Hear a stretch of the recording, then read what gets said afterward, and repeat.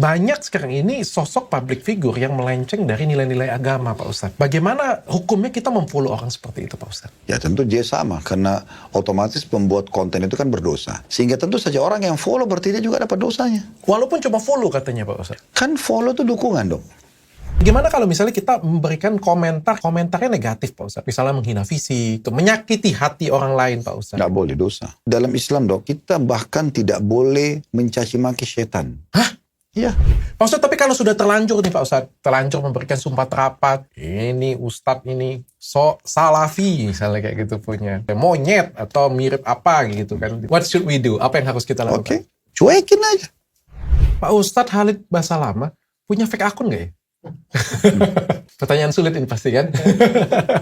Dia untuk apa? Kepo Pak Ustadz. Oh, itu masih oke-oke saja. Tapi kalau dia gunakan memang ini untuk memata-matai, untuk mencaci maki orang, nah ini jelas haram. Oh iya.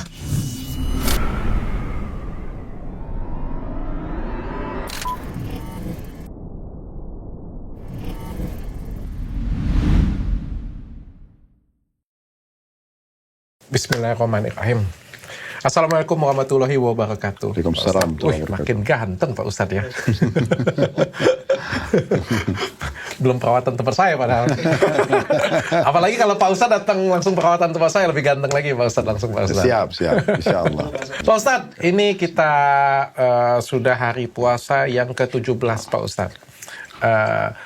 Pak Ustadz, kalau kita puasa itu sebenarnya mulai dari kapan sih Pak Ustadz? Dari umur berapa Pak Ustadz? Oke, alhamdulillah wassalatu wassalamu ala rasulillah. Kalau yang kita bicara masalah hukum wajibnya, maka mulai balik. Oh, karena puber. Ya, bukan puber, balik. Beda puber, beda balik, dok. Apa bedanya Pak Ustadz? Saya dokter, saya yang nanya kan. Oke. Kalau balik itu, saya bicara masalah teori agama ya. Kalau balik itu lebih kepada tanda-tanda dia masuk ke masa kedewasaan. Dan itu dominannya, kalau laki-laki itu kan berubah suara, tumbuhnya kumis, ya, mungkin seperti itu. Kalau perempuan mungkin maaf ada payudara, ada darah haid. Nah seperti itulah. Dan tidak semuanya orang yang balik langsung puber, kan gitu. Tapi biasanya puberitas itu munculnya kalau dia balik 14, dia mungkin umur 17. Lebih mau mengenal lawan jenis, lebih mau interaksi jauh, itu biasanya setelah balik beberapa tahun. Nah kalau balik itu biasanya malah masih diikuti rasa ketakutan. Belum puber gitu. Dia masih takut untuk ini, untuk itu. Masih banyak kekhawatiran. Karena itu berpengaruh pada kejiwaan kan. Awal dia transisi pindah dari masa anak-anak ke masa itu. Oke. Pak Ustadz, apa hukumannya kalau kita di bulan puasa nggak puasa? Kalau dia sudah balik, hukumnya dosa. Karena puasa sama sholat sama. Rukun Islam. Nah makanya supaya dia tidak ditinggalkan, saya berikan tipsnya. Yang pertama itu adalah bagaimana kita memahami dulu keutamaannya. Kita dapat apa sebenarnya dalam puasa itu? Sisi agama kita dapat pahala yang sangat besar karena dia rukun Islam. Dan kata Nabi Muhammad SAW, Allah berfirman dalam hadis qudsi, khusus masalah puasa ya, semua amal ibadah anak Adam sudah ditentukan kadar pahalanya 1 sampai 10 kali lipat. Tergantung kadar keikhlasan dia, kecuali puasa. Dalam riwayat lain, 10 sampai 700 kali lipat. Kecuali puasa. Dia adalah milikku, kata Allah, aku akan membalasnya secara langsung. Karena dia meninggalkan laparnya, hausnya, dan syahwatnya karena aku. Dan orang yang puasa memiliki 2 kegembiraan pada saat buka puasa dan pada saat bertemu dengan Tuhannya. Jadi memang puasa itu adalah ibadah yang paling besar pahalanya. Setiap detik-detik puasa dari mulai azan subuh sampai azan maghrib itu semua detik-detiknya bernilai pahala. Kita lagi duduk, lagi ngobrol, lagi jalan, pokoknya kita berada di bahtera pahala puasa, sehingga pahalanya sangat besar. Dan puasa ini sebenarnya bukan baru dilakukan oleh umat Muhammad SAW, tapi semua umat manusia yang telah beriman kepada risalah nabi-nabi. Makanya Allah mengatakan tentang puasa Ramadan dalam surah Al-Baqarah, ya ayyuhalladzina amanu kutiba alaikumus syamu kama kutiba alal ladzina min qablikum. Hai orang beriman, dicatatkan bagi kalian untuk diperintahkan untuk berpuasa Ramadan sebagaimana disyariatkan kepada orang-orang sebelum kalian. Jadi sebenarnya puasa itu bukan satu hal yang baru buat kita pribadi atau hanya untuk komunitas umat ini, tapi semua umat yang beriman sama Allah itu sudah berpuasa dari dulu. Mereka sudah tahu dan itu bagian daripada rangkaian pendekatan diri kepada Allah. Dari sisi manusiawianya, puasa adalah kesehatan. Kenapa harus dijadikan sebagai sebuah beban? Makin panjang waktu kita berpuasa kan makin sehat sebenarnya. Dan di masa-masa kita sekarang kan dok makin banyak penelitian ternyata fasting itu puasa itu banyak sekali manfaatnya. Bukan tidak makan tapi dengan makin mengontrol makanan yang masuk maka makin sehat tubuh seseorang. Nah, itu kan puasa. Dan dalam Islam itu kita ada terapi kesehatan puasa itu adalah seminggu 2 kali, ada puasa Senin dan Kamis. Kita ada puasa sebulan 3 hari namanya puasa Ayyamul Bid tanggal 13, 14, 15 dari bulan Hijriah. Kemudian kita ada puasa 9 hari pertama bulan Zulhijjah. Kita ada puasa 9 dan 10 Muharram. Jadi ada puasa juga namanya puasa tatawu, tambahan. Kayak dokter misalnya hari Selasa nih, lagi sehat badannya, lagi merasa saya sekarang hari ini fit day, saya mau puasa aja, pendekatan diri kepada Allah. Bisa saja gitu kan. Nah setelah itu puncaknya puasa Ramadan yang merupakan wajib. Jadi puasa itu ada 2 yang wajib dok. Puasa Ramadan ini dan ada puasa nazar namanya. Nazar itu kayak misalnya dokter bilang, kalau usaha saya ini sukses, saya akan puasa 3 hari. Okay. Nah, kalau sukses dia harus puasa 3 hari itu. Okay. Nah, seperti itulah. Oleh karena itu memang dia harus dikerjakan. Makanya jangan jadikan sebagai sebuah beban. Jadi poin yang harus kita perhatikan, kita tahu keutamaannya itu yang pertama. Yang kedua, kita nikmatin aja. Karena kita kalau bulan Ramadan itu dok, kemana saja di muka bumi, semua orang Islam lagi puasa. Semua orang Islam lagi puasa. Jadi, apa yang harus jadi beban? Kita bukan sendiri, kita bukan single fighter, tapi miliaran orang di muka bumi ini sedang berpuasa. Kita ke Amerika, kita ke Eropa, kita ke Jepang, kita ke mana saja. Kita mau Muslim, umumnya puasa. Umum yang Pak Ustadz lihat mungkin. Umumnya, saya mengatakan umumnya. Ada nggak puasa? Ada. Sebagaimana umumnya orang Muslim sholat, ada yang tidak sholat, ada. Umumnya orang Muslim bersedekah, ada yang tidak sedekah, ada. Memang begitu. Umumnya orang pergi haji, buktinya jutaan orang. Ada juga tidak haji, ada. Memang begitu. Tetapi kan kita harus masuk kepada orang-orang yang berprestasi dong. Ngapain kita nggak ngeliatin orang nggak berprestasi ya Pak? Betul. Nanti akhirnya kita bisa sama dengan mereka. Kalau tolak ukurnya gini, pernah ada satu murid saya bilang gini di kampus waktu itu saya masih ngajar. Dia bilang, Ustaz saya masih mending Ustaz. Saya daripada teman saya nih. Saya puasa, saya sholat sehari 3 kali. Kalau dia tidak sholat sama sekali. Terus saya tegur dia. Kalau tolok ukur kamu adalah orang yang lebih rendah prestasinya, maka kamu tidak akan pernah maju. Tolok ukurnya harus, oh itu teman saya sudah sholat 5 waktu, saya kok belum, jadi saya harus seperti dia. Kalau tolok ukur selalu orang yang lebih rendah, maka kita selalu menganggap kita sudah sampai pada prestasi tertinggi. Padahal mungkin nilai prestasi itu masih sangat jauh. Mungkin 1 sampai 10 itu kita masih baru di 3. Tapi kita selalu lihat orang yang nomor 1, yang angka 1. Jadi kita nggak pernah naik. Kita lihat orang yang 9, 10 supaya kita bisa naik berprestasi. Terbaik terus Pak Ustadz ya. Tapi kalau terbaiknya nanti yang dilihat tolak ukur yang lain Pak Ustadz. Misalnya, wah ini sholat belum nih Pak Ustadz, ini yang belum. Ya udah ini aja poligaminya aja Pak Ustadz yang ditiru Pak Ustadz. Jadi gini, kalau kita bicara poligami itu kan di bab nikah dok, bab nikah itu ada level-levelnya. Level tertingginya itu adalah poligami. Nah itu dia langsung paling tinggi Pak Ustadz. Nah dia nggak mungkin mencapai itu. Dia akan sulit. Karena itu ada ilmunya dok. Nggak mungkin secara teori anak SD langsung diberikan kurikulum kuliah, itu nggak bisa. Dia kalau maksakan anak SD ini mau poligami, apa yang dia akan lakukan dengan istri-istrinya? Dia nggak bisa gitu, dia akan sulit. Akhirnya cuma sekedar sebuah prestasi yang dianggap kebanggaan saya. Istrimu berapa? Saya 2 loh, kamu berapa? Jadi cuma sebatas itu. Dia bukan targetnya mempraktekkan sebagai sebuah ibadah. Oh, seperti yang Pak Ustadz kemarin jelasin ya. Ya, jadi memang berbeda. Oleh karena itu, saya pernah gini contoh ya. Saya pernah tablik akbar di satu kota di Sumatera. Nggak usah saya sebutin kotanya, tapi ada satu orang Ustadz Dai datang ke saya. Dia bilang, karena saya kebetulan praktisi poligami, dia bilang, Ustadz, saya juga pengen poligami seperti antum. Antum itu maksudnya Anda gitu ya. Kira-kira apa sarannya? Saya lihat orang ini Dai, maksudnya dia tuh penceramah gitu ya. Saya tanya, bagaimana ibadah antum kepada Allah? Itu pertanyaan saya, bagaimana ibadah Anda ini kepada Allah? Apakah semua ibadah itu sudah dilaksanakan? Saya nggak bahas masalah sholat wajib. Saya mau bahas sholat qobliyah, sholat sebelum, sholat sesudah, ba'diyah, sholat duha, sholat malam, zikir pagi petang, membaca beberapa lembar Al-Quran setiap hari, bersedekah dengan jumlah itu setiap hari. Apakah sudah dikerjakan? Semua itu dikatakan belum sama dia. Saya bilang gimana caranya?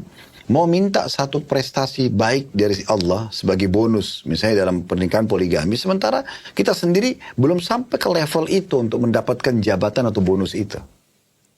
Nggak bisa, kita harus menunjukkan dulu yang terbaik kepada Allah baru. Sekarang ini kan orang kalau mau poligami dia mulai berdoa nih, ya Allah mudahan poligami saya. Nah sekarang pada saat dia berdoa, mirip begini. Orang kalau kerja di kantor, dia sedang ngajukan ke dirutnya pengajuan penaikan payroll atau misalnya prestasi, jabatan.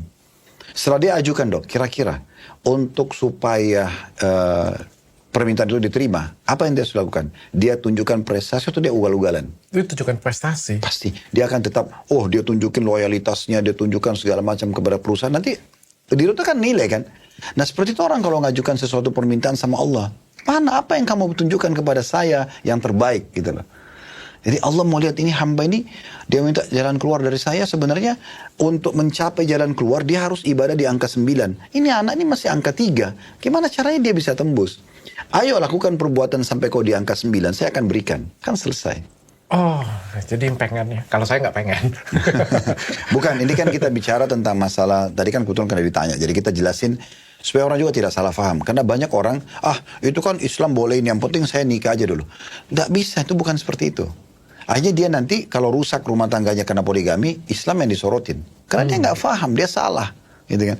Harus dijalankan dengan cara yang benar. Supaya itu betul-betul jadi sebuah praktek dan sebuah ilmu, edukasi kepada masyarakat. Nanti kita buat episode khususnya, tutorial poligami. Boleh Pak Ustadz.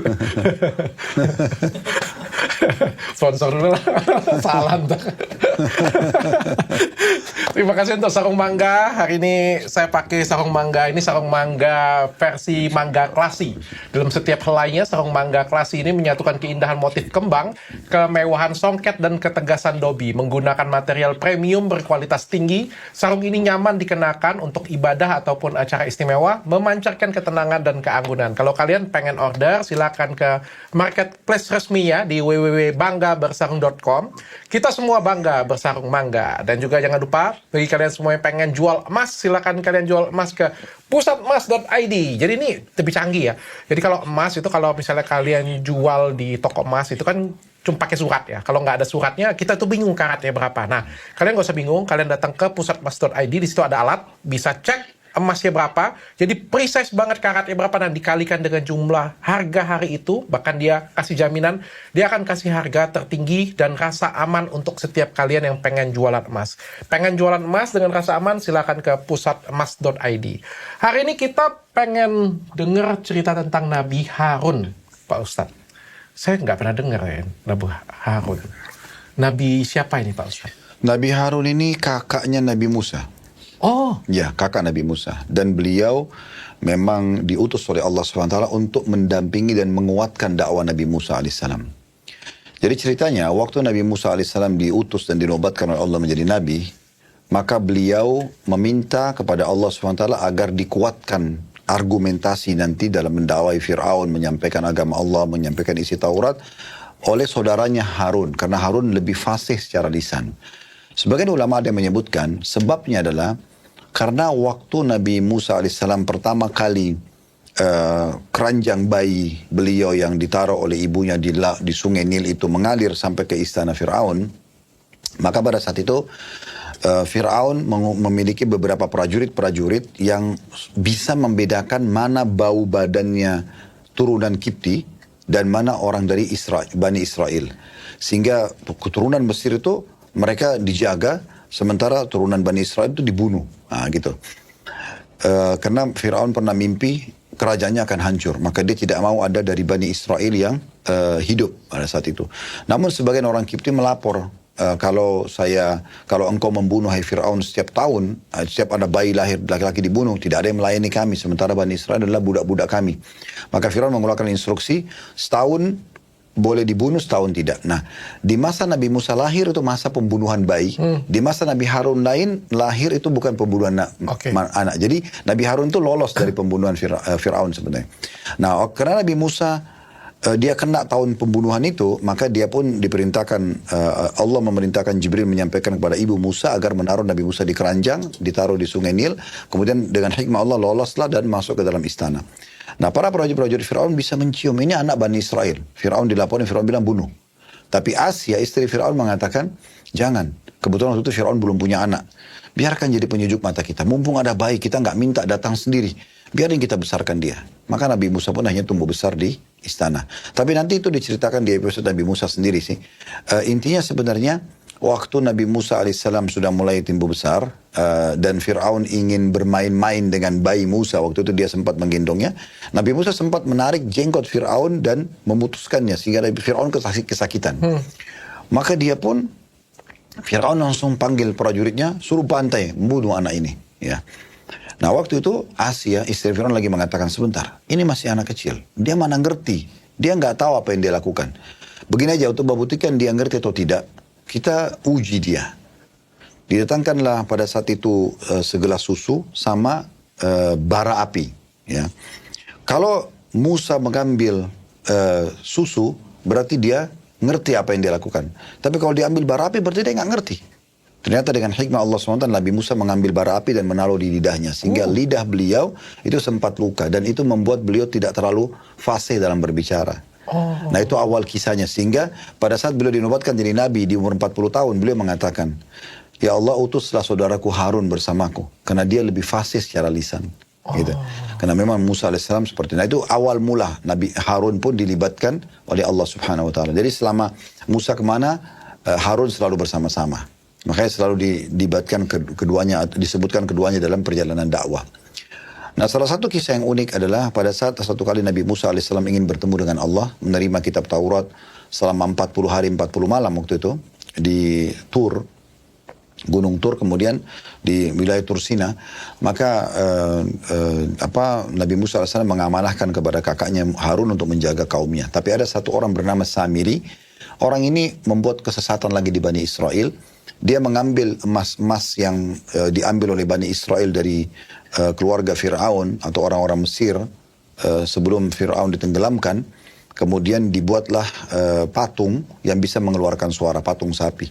Maka dia ajak Bani Israel menyembah, maka mereka pun menyembah. Harun sempat mengingatkan, jangan, ini nggak boleh, ini fitnah. Tapi mereka tidak mau dengar, kecuali Musa kembali.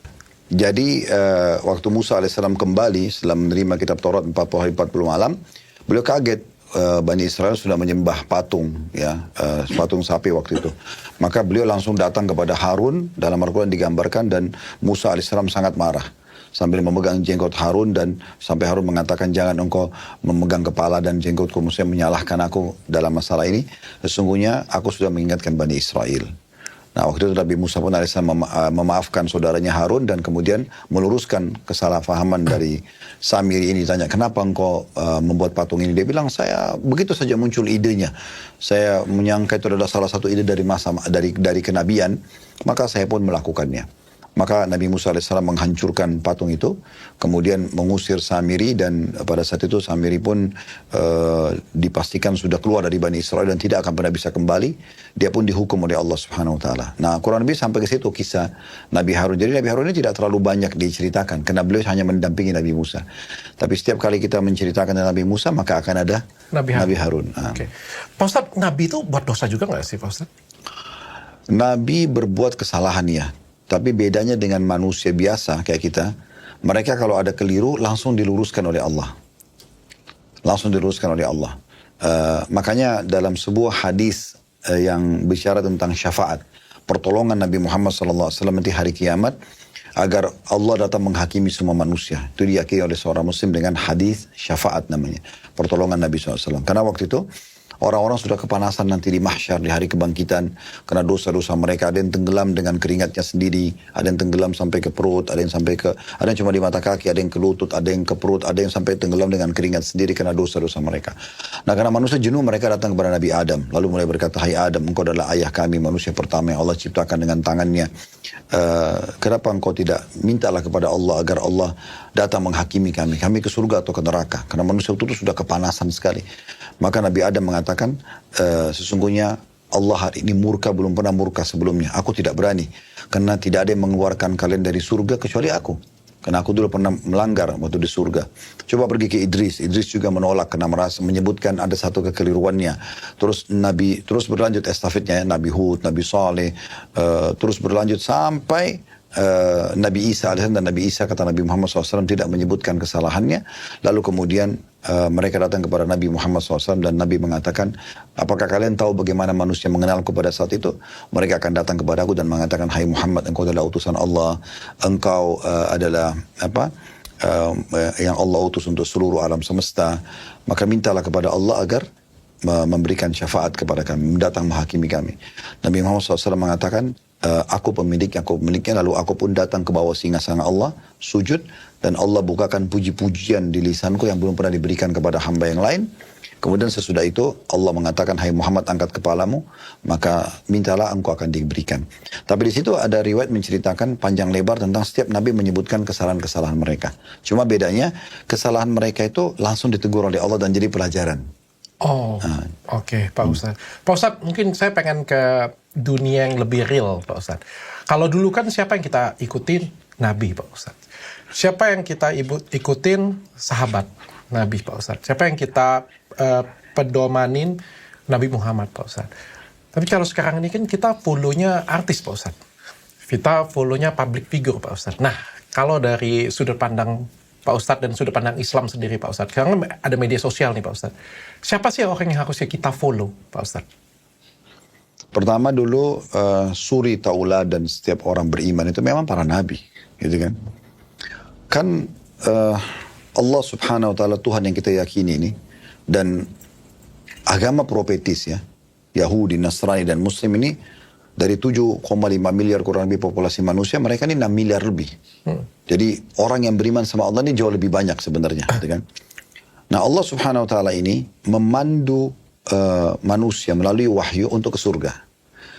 Nah, juru bicara Allah ini adalah para nabi-nabi dan rasul. Mereka menyampaikan semua itu. Pada saat nabi dan rasul meninggal, yang melanjutkan estafetnya siapa? Para ulama dan dai.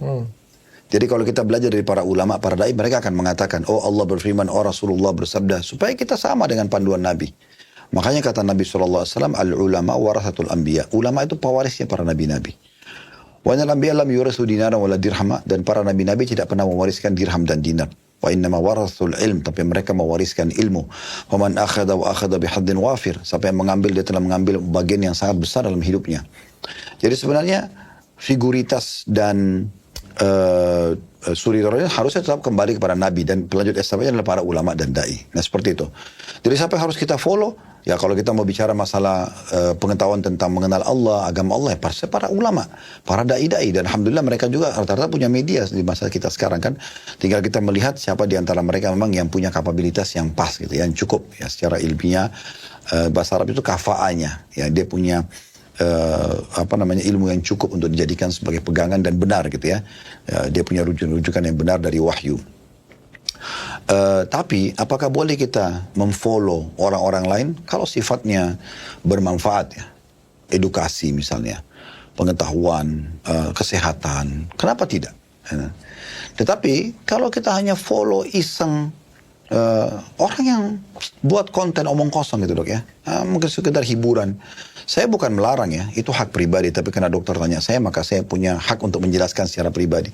Saya tidak melihat memfollow orang-orang yang cuma iseng buat konten yang sebenarnya kita dengan melihatnya sudah cukup gitu. Sebuah hiburan mungkin cuma sekedar lihat, oh ya sudah tahu. Untuk apa kita menjadi followernya? Sekali lagi saya bukan melarang ya, itu hak pribadi. Tapi cobalah follow seseorang yang mendatangkan manfaat. Kalau saya begitu dok, saya pribadi saya ini, saya setiap kali nonton sesuatu harus ada manfaat feedback ke saya yang lebih besar. Saya nggak mau sama atau malah lebih rendah. Sehingga setiap hari itu ada ilmu baru kita dapatkan. Naik terus ya. Naik terus. Karena waktu kita terbatas. Memori di otak kita ini masih kosong gitu loh. Saya pernah baca satu penelitian, memori di otak kita ini kan kalau kita menghafal, bukan cuma membaca, semua buku yang pernah ditulis itu masih kosong, masih ada banyak memori itu masih bisa dipakai lagi untuk yang lain. Makanya kita mengenang masa-masa kita kecil aja bisa. Kekuatan ini luar biasa sampai kita datang ke satu tempat hanya melihat sekali, 10 tahun lagi kita datang kita katakan masih saya pernah. Itu saking kuatnya. Jadi sayang gitu loh. Kita isi dengan hal-hal yang kosong apa? Ketawa-ketiwi boleh, tapi bukan sebuah target follow gitu ya. Oke lah, sesekali mungkin orang menghibur dirinya atau dia mau tahu berita-berita tentang apalah di dunia ini, politik dan segala macam, sebatas dia tahu. Tapi untuk menjadi seorang yang pengikut di situ yang kayak menghabiskan waktu luar biasa, sehingga itu lebih penting daripada zikir, daripada Quran, daripada kisah para nabi-nabi. Ini agak unik ini. Ini yang membuat nanti akhirnya dia kehilangan banyak hal. Di hari kiamat nanti akan terjadi penyesalan. Coba dulu saya begini, coba dulu saya begitu. Tapi udah terlambat. Sementara true history manusia itu adalah dari karangan nabi-nabi. Mau pelajar betul tentang manusia itu dari nabi-nabi. Bukan dari orang yang merekayasa, membuat kayak teori Darwin manusia dari kera misalnya. Ini karena dia mereka-reka gitu. Bukan sebuah ilmiah. Ya. Ini sesuatu yang terbantahkan. Gitu. Oke.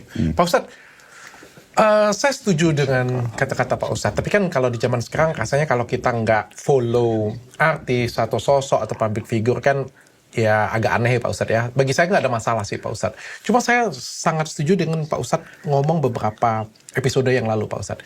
Kita itu kan siapa di antara teman-teman kita Pak Ustadz. Siapa di antara 5 teman kita yang terbaik. Kalau 5 teman kita terbaik semuanya itu adalah alim ulama, biasanya kita sendiri juga seperti itu. Ya, buaya kumpulnya dengan buaya. Burung kumpulnya dengan burung. Jarang ada burung kumpulnya dengan buaya kan, atau bisa dimakan. Ya, satu misalnya suka main di rumah prostitusi, tapi bertemannya dengan alim ulama kan agak aneh ya rasanya. Kayaknya nggak mungkin ya. Nggak mungkin kan. Biasanya ya orang yang alim ulama ya duduknya nongkrongnya sama-sama. Karena kan ngobrolannya semasukan ya Pak Ustadz ya. Nah, tapi kan kalau diekspresikan ke dalam media sosial, berarti kita itu adalah siapa orang yang paling sering kita lihat. Paling sering kita follow. Jadi kalau misalnya kita itu follow-nya Ustadz Khalid Basalamah, follow-nya Ustadz Felix Yao, Dennis Lim, Dari Sulaiman, ya berarti kan pengen belajar agama ya banyak Pak Ustadz. Nah, banyak sekarang ini public figure, oke lah kalau kita ngomong berita kan masih edukasi yang umum Pak Ustadz ya. Banyak sekarang ini sosok public figure yang melenceng dari nilai-nilai agama Pak Ustadz. Bagaimana hukumnya kita memfollow orang seperti itu Pak Ustadz?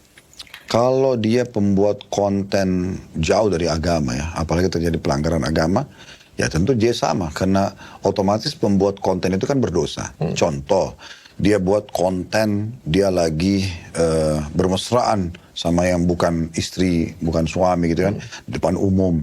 Atau dia lagi mabuk-mabukan. Itu kan sudah dosa. Melakukannya dosa, mempublikasikannya juga dosa. Karena itu mengajarkan orang lain untuk berbuat kesalahan kan.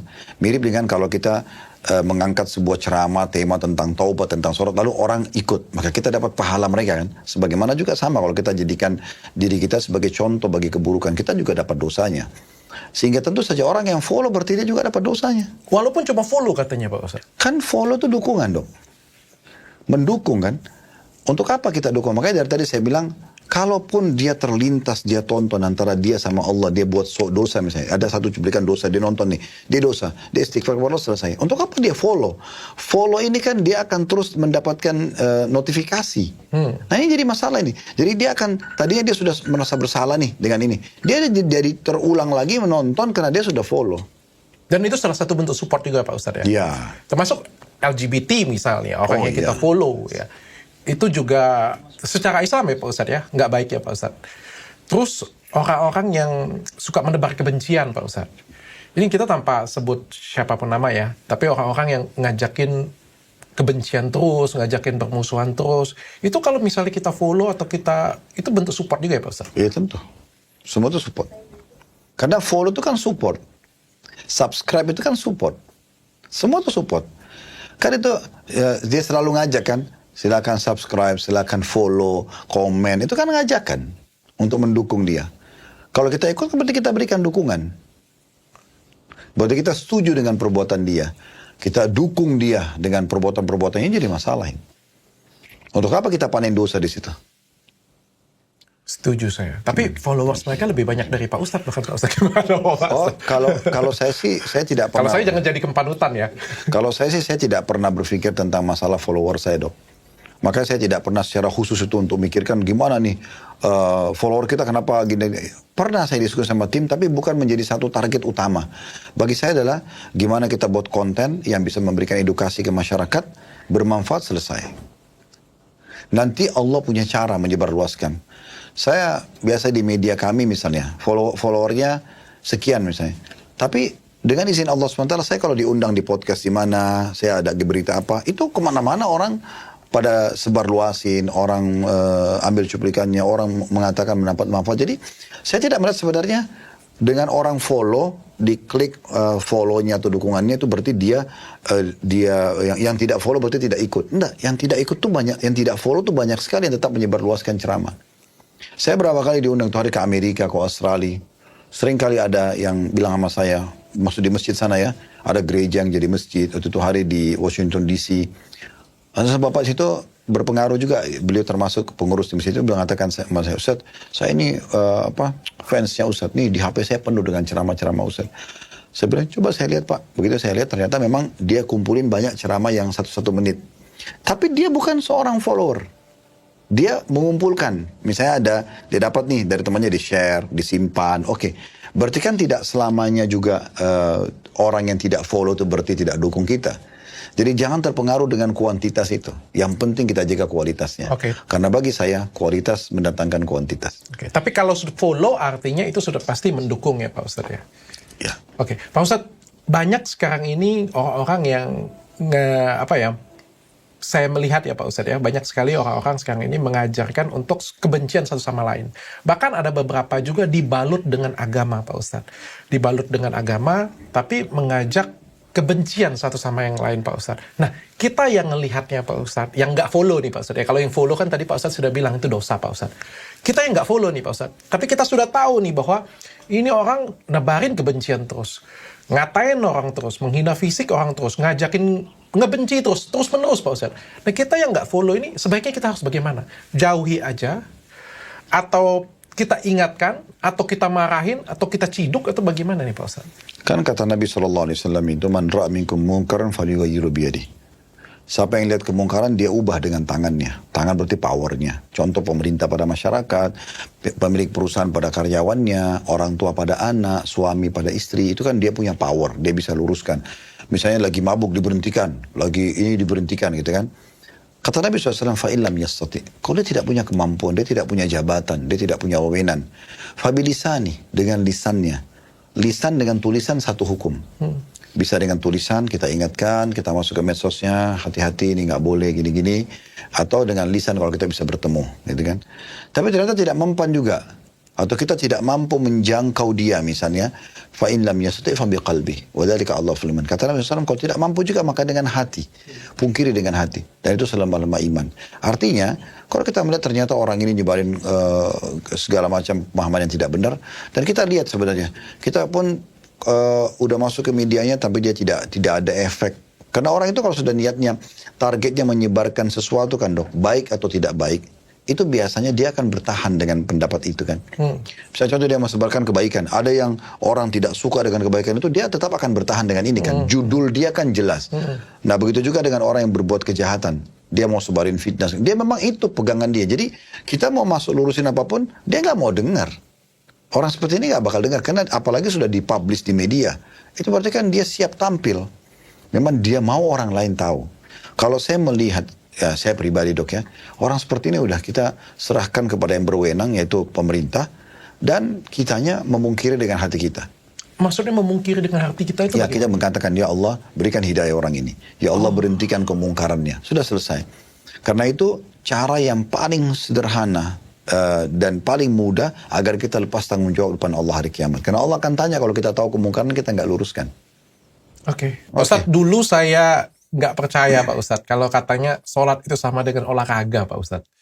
Sholat itu sama dengan olahraga. Sebelum diajarin oleh Ustadz Khalid, saya kan juga beberapa kali Pak Ustadz sholat. Tapi beda rasanya. Setelah diajarin Ustadz Khalid, setiap kali sholat kayak rasanya kayak olahraga. Berdebar jantung. Tangan saya aja masih gemeter. Pas saya sudah beberapa kali masih gemeter loh Pak Ustadz. Memang rasanya kayak benar ya, seperti kata orang-orang ternyata kalau sholat dengan benar itu rasanya sama seperti berolahraga Pak Ustadz. Itu ada manfaatnya, bahkan ditulis Pak Ustadz. Ada penelitian? Ada beberapa ilmuwan coba menulis ya, tapi Allahu alam itu apakah memang dia ada korelasinya langsung, karena itu bukan ilmu saya kalau sudah sampai menghubungkan antara gerakan sholat dengan olahraganya. Tapi secara umum gerakan-gerakan sholat yang kami ajarkan atau diajarkan juga memang dalam syariat sebenarnya, Itu kalau dilihat oleh pakar-pakar olahraga gitu kan, orang-orang yang memang biasa mengajarkan stretching dan itu mereka melihat tuh ini kuat banget itu korelasinya dengan olahraga itu. Tapi harus benar ya Pak Ustadz ya berarti. Betul. Harus Karena benar. memang kata Nabi SAW, Sallu kama ra'aitumuni usolli. Sholatlah sebagaimana kalian melihat aku sholat. Gitu. Selama ini banyak benar ya saya berarti. Setelah dibeneri jadi sakit semua badan saya. Pak Ustadz kita lanjut Pak Ustadz. Jadi kalau misalnya kita dalam media sosial itu Pak Ustadz. Kalau kita komentar Pak Ustadz. Komentar seperti apa sih yang boleh kita kasih ke orang yang kita ikutin atau yang tidak kita ikutin Pak Ustadz? Komentar kan sebenarnya sifatnya umum ya dan bebas. Orang punya hak, apalagi negara kita dia mau komentar itu mungkin masih diboleh-bolehkan saja ya. Kecuali memang yang punya media menuntut atau apa gitu. Tetapi kalau saya pribadi ditanya, maka saya selalu melihat pertanyaan saya sederhana. Apakah ada manfaat atau tidak ada manfaat buat saya? Apakah itu memfollow, apakah itu menonton, apakah itu memberi komentar. Ya bagi saya semua itu harus ada manfaat nggak buat saya? Kalau ada manfaat oke saya lakukan. Kalau tidak saya tidak akan lakukan. Karena memang ini hanya bagi saya membuang waktu. Gitu. Karena apa manfaatnya? Kalau kita selalu bertanya dok, apa manfaat buat saya? Maksudnya ini bukan di sini artinya mau menjatuhkan orang atau tidak. Bukan. Manfaat itu maksudnya menambah gak sih ilmu pengetahuan saya? Menambah gak sih pengalaman saya? Menambah gak edukasi saya? Nah kalau itu yang kita jadikan sebagai target, pasti kita akan selalu menyorotir. Mana yang kita harus nonton, mana yang harus kita dengar, mana yang harus kita komentar, mana yang harus kita follow. Nah semua itu sama. Jadi kalau saya sih, saya mau berbagi ya bagi saya harus dia lihat apakah ada manfaat bagi dia atau tidak. Dan komentar itu misal contoh, ada satu cuplikan yang positif. Dan kita melihat dengan kita memberikan komentar di situ, mungkin yang lain pada tertarik untuk melihat cuplikan yang sama. Apakah itu sifatnya edukasi ilmu agama, atau itu edukasi ilmu umum, ilmu kedokteran, misalnya kesehatan, lagi bicara masalah diabetes, bicara masalah apalah makanan sehat dan segala macam itu kan. Nah terus kita bilang, acaranya bagus nih ya, kalau bisa ini dilanjutkan ke bahasan tentang kebetulan saya butuh keterangan tentang masalah urat saraf terjepit. Nah contoh lah gitu. Nah itu kan komen-komen yang oke gitu dok. Atau misalnya saya izin share, diizinkan atau tidak oleh admin, nah itu. Tapi kalau hal-hal yang menyebarkan adu domba, fitnah, maksiat lah mungkin kepada Allah SWT, karena gunjing, fitnah itu kan semua dilarang dalam agama Islam. Mencaci maki orang, apa saja, mau kedok agama atau tidak, ya saran kami, gak ada manfaatnya untuk apa gitu. Kita komen di situ, apa yang kita mau komen. Dan saya sudah bilang, prinsip dasarnya dok, kalau seseorang itu, dia sudah punya satu judul di medianya. Ini pengalaman saya saja. Wallahu a'lam mungkin kalau saya keliru. Tapi menurut saya, kalau seseorang itu misalnya dokter buat medsos bicara tentang bisnis. Berarti kan judulnya bisnis. Isinya jualan. Kan gitu. Ya udah itu judulnya. Jadi orang yang tidak terima jualan itu, tidak akan berpengaruh pada ini. Okay. Harusnya. Ya paling dibaca ada komen begini. Oke. Tapi dia tidak akan merespon balik atau apa itu jarang sekali kan gitu. Judulnya orang misalnya agama ya sudah dia akan sampaikan agama. Orang yang tidak suka dengan ceramah agama ya silakan dia pergi ke channel lain. Itu nggak akan karena ini judul dasarnya. Nah orang yang nyebarin fitnah emang itu judul dia. Dia memang mau heboh dengan itu. Maka untuk apa kita komen di situ? Apakah dengan kita komen oh ini nggak boleh loh dosa terus kemudian dia mau dengar? Itu kan sangat jauh gitu.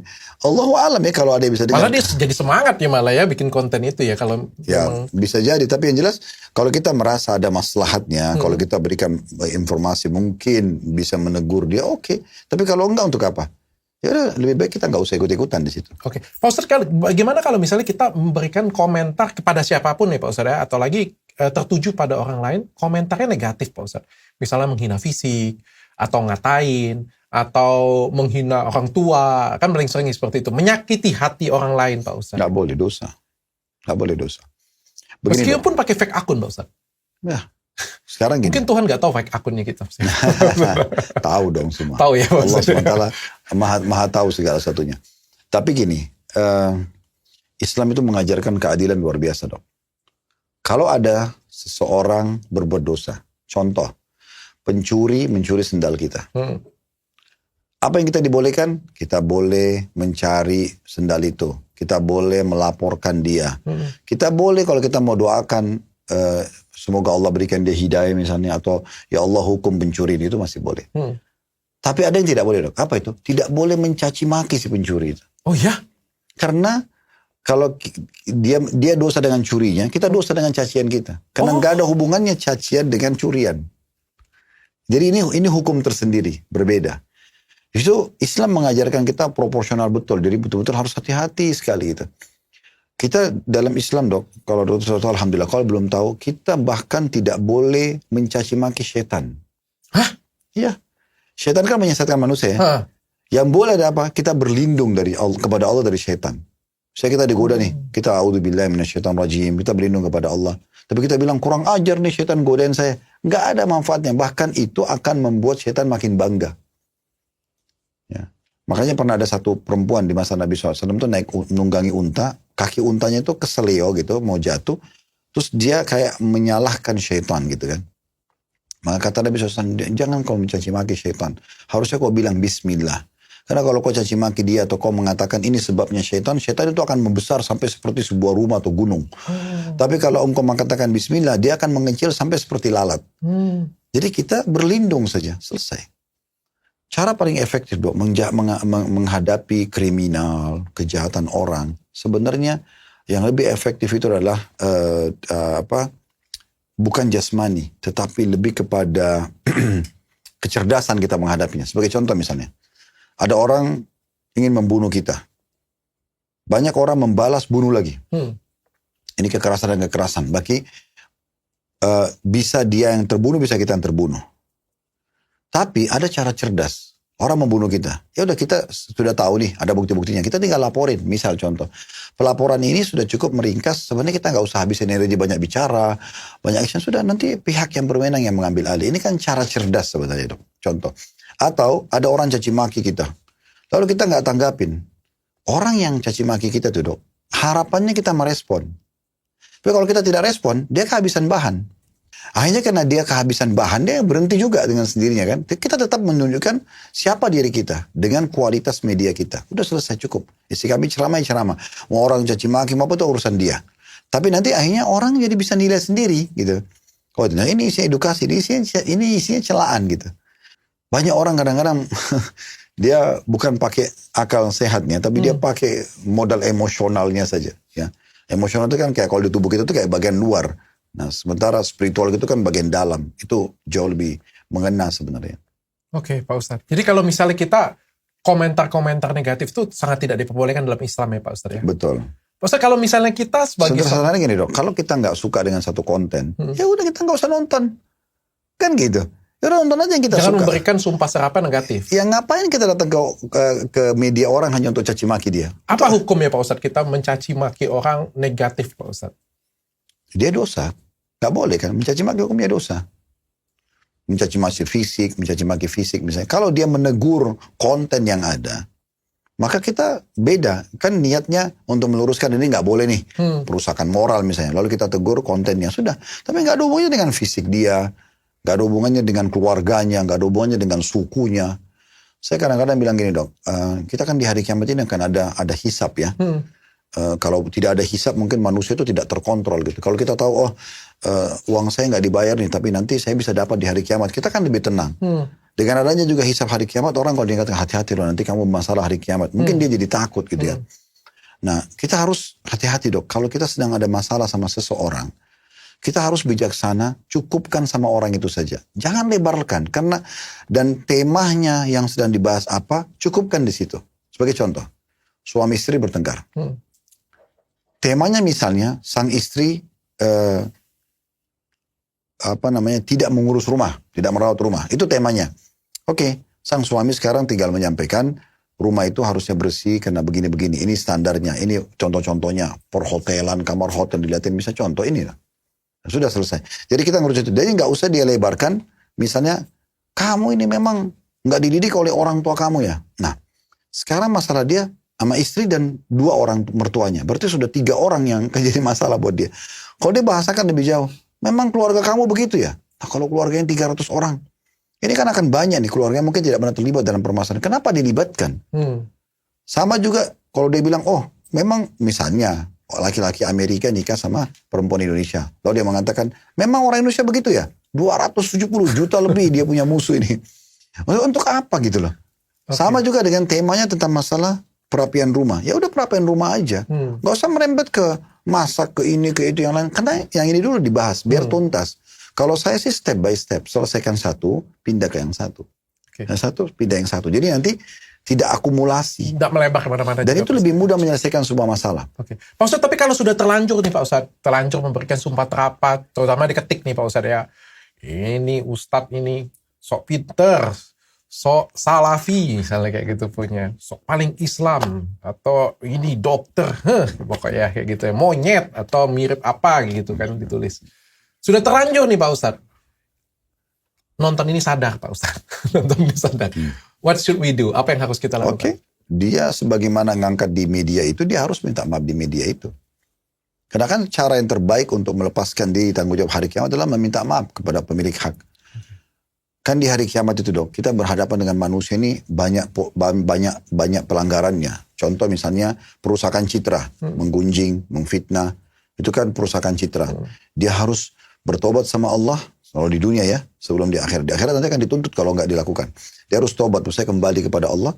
Dia harus minta maaf kepada orang yang dirusak citranya.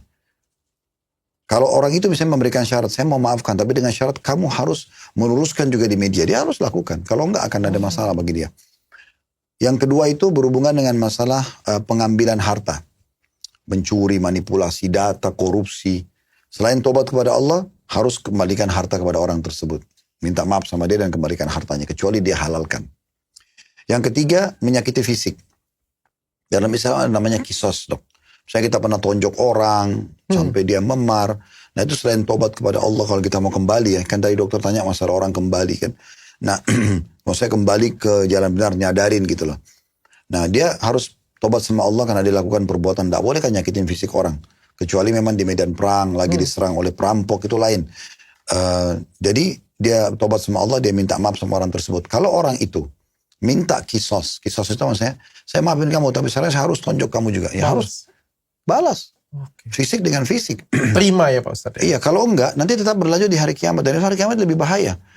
Makanya kata Nabi Muhammad SAW dalam sebuah hadis yang lain, siapapun yang punya permasalahan dengan saudaranya di dunia ini selesaikan. Sebelum datang waktu nanti hari kiamat, tidak ada lagi manfaatnya dirham dan dinar. Nggak bisa lagi bayar pakai dolar, negosiasi uang, nggak bisa. Lalu kata para sahabat, ya Rasulullah, nanti apa di sana? Kata Nabi SAW, pahalamu atau dosa dia? Dibayar dengan sholat, dengan sedekah, dengan segala macam, dikasih ke dia. Kalau nggak cukup, dia buat dosa apa, kamu yang nanggung. Oke. Pak Ustadz, gimana kalau misalnya seperti ini Pak Ustadz? Buzzer Pak Ustadz. Kita nggak benci orang, kita nggak suka dengan orang, tapi kita kerja Pak Ustadz. Kita disuruh serang misalnya, serang orang tersebut. Katain, jadi buzzer nih Pak Ustadz. Ngatain nih pokoknya, kata-katain pokoknya. Itu dosa atau tidak? Iya. Aha. Sekarang gini, saya kasih contoh lain.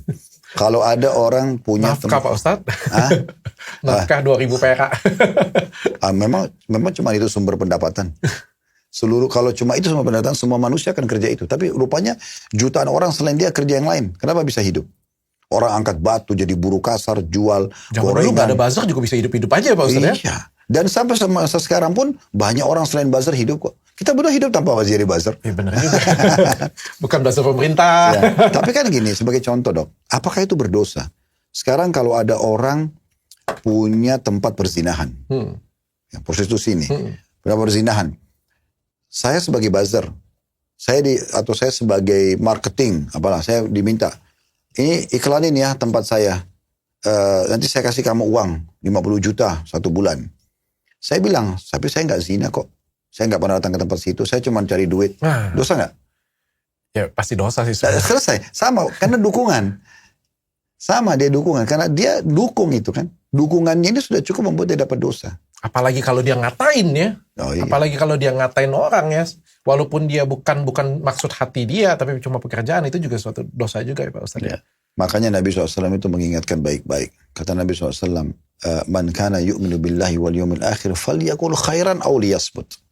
Siapa yang mengaku beriman pada Allah dan hari kiamat, dia mau selamat di akhir kiamat, masuk surga dan selamat dari neraka, dia hanya mengucapkan yang benar. Dan ucapan sama dengan tulisan. Hmm. Ya. Dia ucapkan yang benar atau dia diam saja. Oke. Udah nggak usah kita komen, nggak usah kita ikut-ikutan, nggak usah kita jadi pahlawan kesiangan di situ, nggak usah. Udah nggak perlu. Tadi saya bilang kalau saya sederhana, manfaat nggak? Manfaat, oke. Tidak manfaat selesai. Untuk apa? Tutup kuping, tutup mata. Makin banyak kita nggak tahu hal-hal yang akhirnya masuk ke ranah orang lain ya, masalah rumah tangganya, pekerjaannya, kita makin aman sebenarnya. Kita kan makin aman, makin tenang hidup. Saya bilang sama istri saya gini, saya hanya akan menegur kamu hal-hal yang saya tahu. Kalau yang saya tidak tahu, saya tidak akan cari tahu. Karena umur saya dibatasi menjadi, Allah batasi umur saya menjadi satu suami, dan hanya sampai selesai umur itu, ajal datang. Kalau saya sudah meninggal, saya tidak tanggung jawab lagi. Sekarang saya hidup, saya tanggung jawab. Apa yang nampak depan mata kebaikan saya dukung, yang salah saya tegur. Tapi yang saya tidak tahu, saya tidak akan ikut campur. Karena ada Tuhan kamu yang mengawasi. Ada malaikat yang mencatat. Untuk apa saya menikah untuk jadi pendamping, bukan pengawas. Kalau orang menikah untuk jadi pengawas, nggak ada orang yang mau nikah sebenarnya. Kan tidak enak orang diawasin, tapi jadi pendamping. Pendamping itu berarti apa? Kalau benar didukung, kalau salah dia ingatkan, itu pendamping. Kalau pengawas itu semua salah. Balik ke diri sendiri masing-masing saja ya Pak Ustadz ya.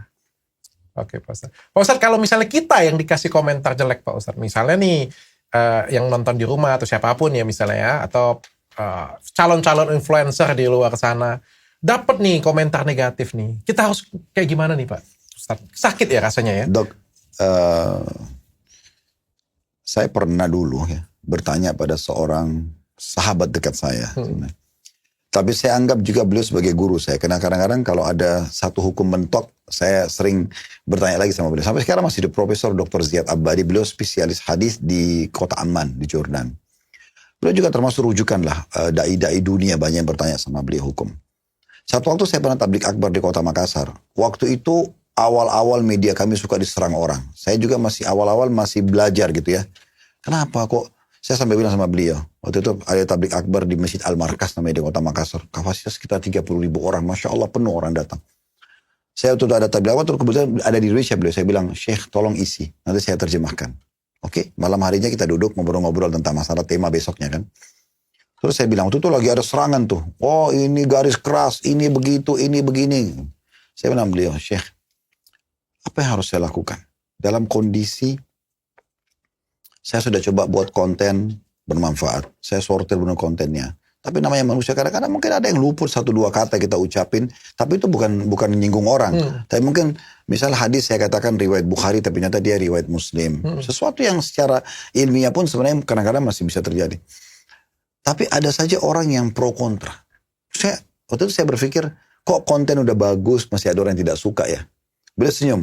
Saya ingat betul tuh beliau mengatakan begini sama saya. Khalid, kamu mau semua orang begini dengan kamu?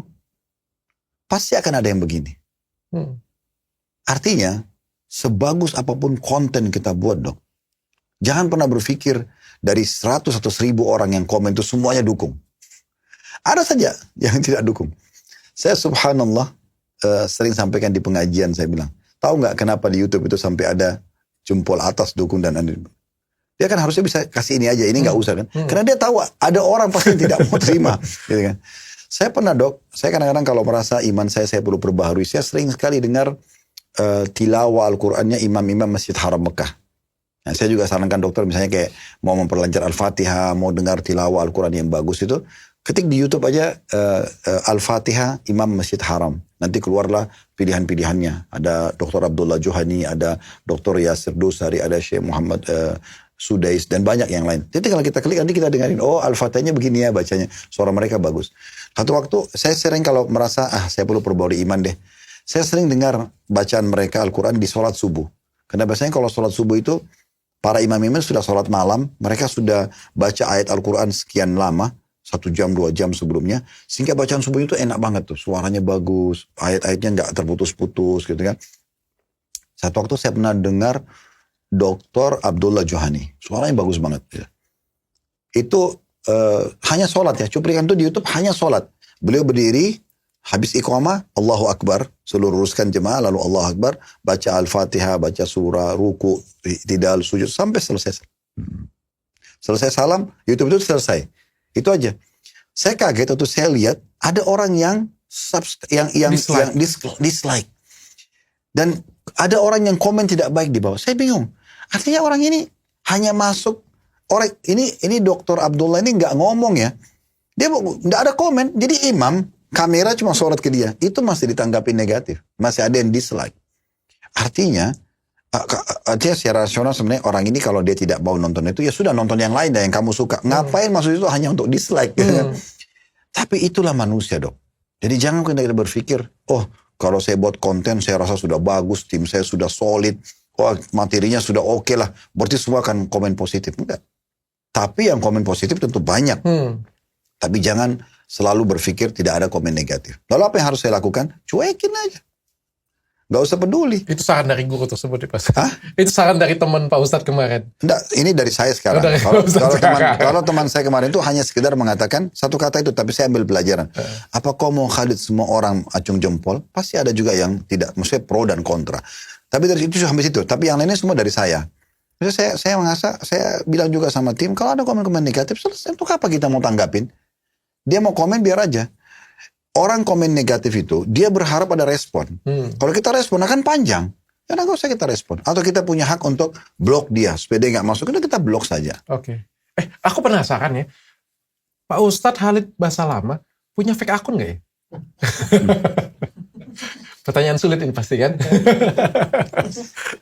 Akun saya semua resmi, Dok. Alhamdulillah. Dan akun itu juga bukan saya yang pegang langsung. Kita punya admin, cuma saya yang memandu. Kadang-kadang saya harus begini gitu ya. Jadi saya menjadikan itu betul-betul ajang untuk saya berbagi ilmu yang Allah amanahkan walaupun sedikit ini gitu. Itu saja. Jadi saya bukan jadikan itu sebagai mengejar follower, menyebar, mencari income. Nggak ada ke situ tuh arahnya.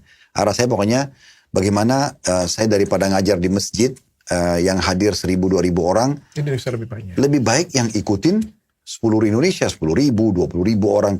Bisa mereka sebar luaskan berapa banyak orang yang taubat mungkin karena itu. Kita nggak pernah tahu.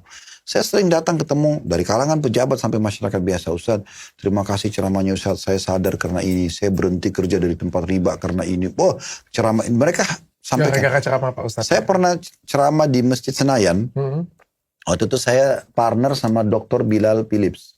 Beliau orang Amerika yang berkulit hitam yang memasuk Islam kan 3.000 tentara Amerika. Itu waktu itu kebetulan karena beliau pernah sekolah di Timur Tengah jadi bisa bahasa Arab. Jadi saya ngobrol bahasa Arab sama dia. Panitia minta, Ustaz ini partner Ustaz. Lalu Dr. Bilal bilang sama saya, menurut Anda ini nanti saya ngisi materi apa? Saya bilang, dulu kan Anda ini mu'allaf ya. Kenapa gak ceritain bagaimana sejarah masuk Islam dan bagaimana mengislamkan mengajak tentara Amerika masuk Islam. Nanti masalah akidahnya biar saya yang bicara. Oke, kita sepakat lah begitu. Subhanallah, setelah selesai mungkin 2 jam lah materi itu ya. Karena saya bahasa Indonesia, tapi beliau ada penterjemahnya untuk orang-orang kita kan. Terjemahkan dari bahasa Inggris ke bahasa Indonesia. Setelah selesai, saya tidak tahu kenapa waktu itu saya tiba-tiba bilang begini. Peserta penuh masjid itu. Saya bilang, kalau di sini ada yang hadir non-Muslim, dan tertarik untuk masuk Islam, silakan ke depan bisa temuin saya. Subhanallah ada orang datang. Ternyata di majelis itu ada orang non-Muslim yang mau belajar Islam. Salah satunya dari beberapa orang itu dari Timur Leste. Waktu itu saya ngobrol sama dia, saya kaget kalau dia ini non-Muslim, Dok. Karena dari cara dia ngomong itu sudah seperti Muslim. Terus dia bilang, Ustadz, saya ini sudah lama masuk Islam sebenarnya gitu. Bahkan saya sudah hafal ceramah-ceramah Ustadz. Ngomong gitu sama saya. Saya nggak pernah berpikir kalau ceramah saya akan sampai ke orang non-Muslim seperti ini dan membuat dia masuk Islam. Sampai dia cerita, Ustadz bahas di Sirah Nabawi itu episode sekian tentang ini kan. Disebutin nama, disebutin. Dia tahu. Jadi dia masuk Islam dalam kondisi dia sudah tahu. Maka kita tidak pernah tahu informasi ini Allah akan sampaikan ke siapa saja. Jadi kalau saya sih yang penting media itu ada, media ini kita gunakan untuk edukasi, kita tidak tahu bagaimana cara Allah menyebarluaskan gitu kan. Nah, kalau saya di situ targetnya, sehingga tidak ada konten kita tuh khusus untuk cari-cari duit, ya buat yang heboh-heboh, nggak ada. Memang konten kami itu ilmiah, yang mau cari ilmu silakan. Dan kami berikan kesempatan silakan kalau mau diambil, mau disebarluaskan. Ada beberapa teman-teman yang travel mengambil voice suara kami, atau potongan ceramah dari media kami untuk promosi mereka. Ada yang jualan madu, ada sebetulnya saya bicara tentang masalah kelebihan madu dalam Al-Quran. Asal diambil dari media kami resmi, dan kan banyak orang juga supaya dianggap itu adalah konten dia, maka dia menutup logo. Itu gak usah, saya selalu bilang gak usah, pakai logo kami, tambah logo Anda juga. Jadi adil kan gitu, silahkan sebarluaskan. Nah seperti itu Dok. Oke. Jadi Pak Ustadz nggak ada fake akun Pak Ustadz? Kan sudah saya bilang tadi, kita medianya resmi semua dong. Nggak ada fake akun. Kalau punya fake akun itu dosa nggak sih Pak Ustadz? Dia untuk apa? Agak lain kan? Nggak pernah kan ada yang nanya kan? Kalau tanya komentar jelek banyak kan? Nanya fake akun itu dosa atau enggak? Nggak ada loh, cuma saya. Enggak, oke, dia untuk apa? Kepo Pak Ustadz. Tapi yang sampai kita yang... Bukan, sekali gini. Kalau yang saya tangkap dong ya, fake akun itu adalah seseorang membuat akun dengan nama lain. Anonimus. Iya, dengan dia buat supaya dia punya akun lain yang dia bisa gunakan juga. Iya. Oke, ini tergantung niatnya dulu dok. Stalking orang. Contoh misal, nama saya Khalid atau nama Dr. Richard. Terus ini akun resmi, sudah dikenal dan kita memang edukasi bisnis misalnya. Iya. Sekarang saya kalau pakai ini untuk melihat Facebook, melihat Instagram, saya pengen mau ambil misalnya saya mau beli furniture. Terus saya kalau follow masuk ke Instagramnya ini jadi heboh banget nih. Nah, misal contoh, ya udah kita bisa suruh pegawai atau kita buat misal Dr. Richard, maaf ya dalam Islam itu ada namanya kunyah dok. Kunyah itu misal saya Khalid, anak saya pertama laki-laki itu namanya Uwais. Saya bisa dipanggil Abu Uwais misalnya. Atau mungkin ada nama dokter pikir itu dokter suka dengan nama itu. Misalnya Ahmad. Lalu dokter buat akun atas nama itu hanya untuk seperti ini. Hal-hal yang bermanfaat. Tidak mengganggu orang. Tidak menyerang orang gitu ya. Karena kalau pakai akun resmi malah akan heboh banget nih. Masa hanya lihat akun furniture pakai akun sentral gitu kan. Oke. Itu masih oke-oke saja. Tapi kalau dia gunakan memang ini untuk memata-matai, untuk mencaci maki orang, nah ini jelas haram. Oh iya, mata-mata. Termasuk stalking orang. Loh, untuk apa dia? Misal, sorry, misalnya saya seksi, kan malu juga. Richard Lee aja malu, apalagi Ustadz Khalid pas sama gitu ya. Pakai fake akun nih. Ngeliatnya. Pertanyaan untuk apa dok? Iya ya. Gini. Kepo Pak Ustadz. Enggak, kepo dalam bahasa Arab apa sih? Ada hadis Nabi begini ya. Nabi Muhammad SAW pernah jalan dengan para sahabat beliau. Ini satu pelajaran penting kita ambil. Beliau jalan sama sahabat-sahabat beliau. Terus beliau tiba-tiba mampir ke rumah beliau. Dan beliau melakukan interaksi biologi sama istrinya. Begitu. Beliau keluar sudah mandi junub, sudah dalam kondisi mandi. Dan sahabat tahu beliau habis biologi sama istrinya. Tapi jalan sama sahabat-sahabat ini. Sahabatnya pada nunggu depan rumah. Nabi masuk. Begitu Nabi keluar, Nabi sampaikan pesan. Beliau mengatakan apa? Bila seseorang di antara kalian terpengaruh oleh lawan jenisnya. Mulai ada syahwat, ada keinginan karena dia lihat misalnya. Maka kembalilah kepada istrinya. Karena istrinya memiliki apa yang dimiliki oleh orang tersebut. Apa maknanya dok? Maaf bahasa saya langsung ya. Kemaluannya sama. Kan gitu. Sekarang kalau istri ada, halal. Nonton dia, sentuh dia, nikmatin dia, halal dalam Islam. Kenapa harus lari kepada yang ini? Gitu. Untuk apa? Ya setan hiasi memang. Oh ini bagus, ini gini. Masalahnya kita tidak sadar. Secara kejiwaan dok, ini bisa berpengaruh mengurangi rasa suka pada istri kita. Kenapa sih ini kan? Yang tampil dia pasti lebih cantik, lebih seksi, lebih segala macam. Nah manfaatnya untuk apa buat kita? Saya bilang tadi, ada poin yang harus kita tanyakan secara manfaat dok. Dan kita harus pikir apa ada efek negatif atau tidak. Dan pasti orang-orang buat konten begini pasti menarik. Karena kalau tidak menarik nggak ada yang nonton. Dia harus tampilkan orang. Maaf seperti film-film yang tidak benar misalnya. Film porno. Harus dicari laki-laki yang tampan, yang kekar dan segala macam. Nggak mungkin orang yang jelek. Perempuannya juga sama. Sekarang kalau dia nonton itu. Bukankah secara kejiwaan bisa mengganggu biologis dia? Sekarang bisa saja dia biologis sama istri atau istri biologis sama suaminya. Yang dibayangkan orang yang di film tadi. Dan ini berpengaruh, berbahaya sekali. Salah satu hikmah hijab, kata ulama jilbab segala macam itu untuk memperbarui rasa kasih sayang di rumah. Karena dia di dalam rumah terbuka, istrinya di luar tertutup. Sehingga dia kayak lihat orang baru lagi pada saat masuk ke rumah. Itu banyak hikmah-hikmahnya dok. Oke, Pak Ustadz. Berarti punya fake akun itu lebih banyak masalahnya daripada... Mudaratnya betul, mudaratnya. Oke. Terima kasih Pak Ustadz. Hari ini kita dapat pelajaran penting tentang bagaimana bermedia sosial yang baik. Karena ini penting sih, karena zaman sekarang kan ya zaman dulu kan gak ada media sosial Pak Ustadz ya. Zaman sekarang ini media sosial ini luar biasa sekali. Penting untuk kita ini Islam bukan cuma di kehidupan nyata kita, tapi juga dalam kehidupan dunia maya juga. Ya perlu saya titik beratkan, media ini jangan ditinggalkan. Media harus digunakan tapi untuk hal yang positif. Jadi harus kita semua punya media. Tapi media ini kita gunakan untuk hal yang positif. Jadi harus hak sama batil itu bersaing dok. Karena kalau kita tidak buat media kita yang bermanfaat, edukasi, menambah keimanan atau informasi yang dibutuhkan, masalah kesehatan, masalah ini dan itu, maka yang media tidak baik ini akan mendominasi. Nah, kita harus betul-betul memang ada di sini. Tapi tetap kita gunakan pada hal-hal yang bermanfaat. Semua akan diminta pertanggungjawaban hari kiamat. Di hari ini dok, banyak hal yang Allah mudahkan yang tidak dimudahkan di masa dulu. Dulu itu kalau orang mau misal mau sedekah, dia harus pergi ke lembaga itu, membawa emas bongkahan, misalnya masa dulu belum ada kayak kita sekarang. Zaman sekarang pun mungkin orang tidak bawa logam mulia, orang masih zaman sekarang orang transfer di atas ranjang, dia bisa transfer bahkan ke seluruh dunia. Berarti kita sekarang punya peluang meraih pahala itu lebih mudah dari orang dulu kan.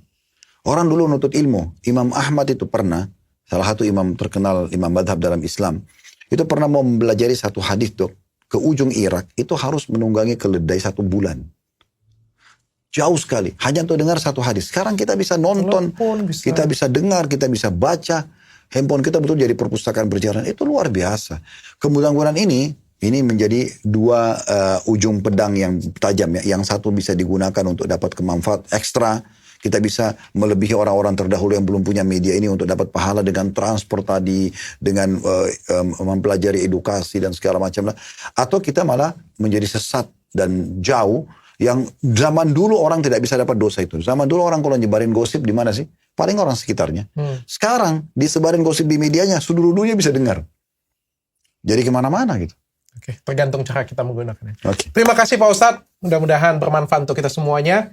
Kita tutup podcast kali ini dengan baca kafaratul majelis. Subhanakallahumma wa bihamdika asyhadu alla ilaha illa anta astaghfiruka wa atubu ilaik. Assalamualaikum warahmatullahi wabarakatuh. Terima kasih Pak Ustadz.